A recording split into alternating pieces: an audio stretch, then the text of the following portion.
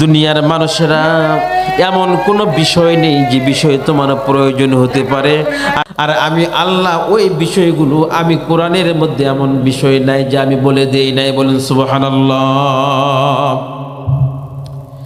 ভাইরা আমার, এই কোরআনটা যদি মানেন, এই কোরআন আপনাকে পথ দেখাবে।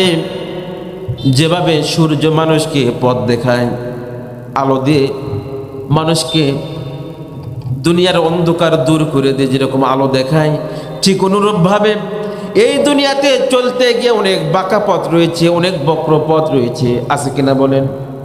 অনেক পথ রয়েছে এই দুনিয়াতে। একটা পথের নাম হচ্ছে সমাজতন্ত্র। কি বললাম? সমাজতন্ত্র।